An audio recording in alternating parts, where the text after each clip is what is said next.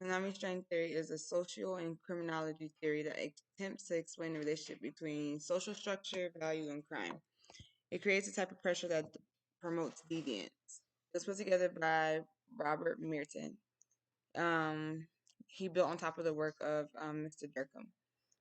Anomie-Strain theory was first introduced in his study of suicide, describing it as a condition where society fails to regulate the expectations and behaviors of its members.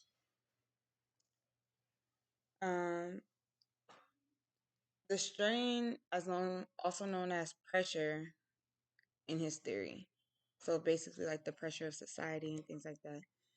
Merton identified 5 ways that people adapt to pressure because of the gap between the cultural goals and the institutional means.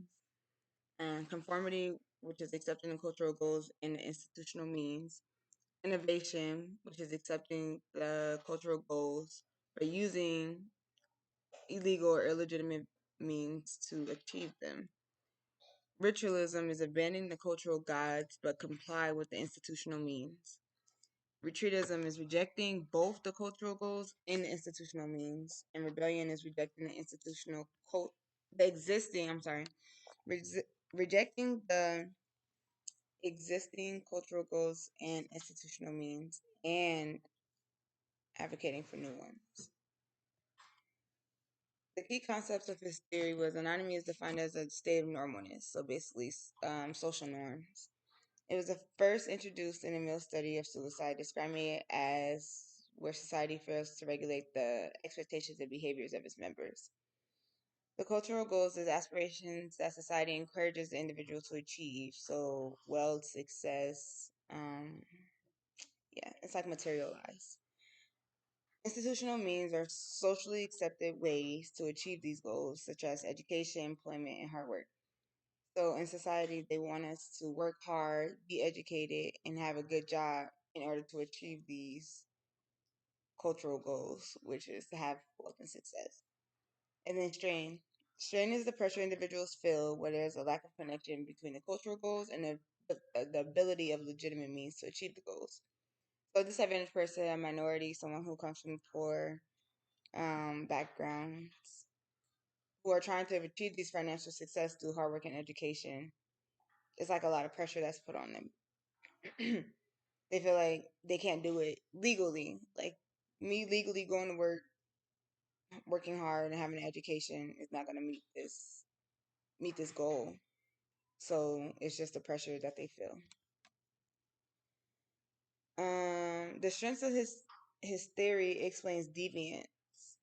The theory provides a clear framework for understanding why people may turn deviant in crime as a response to societal pressures. Um, so basically, deviance is like an act.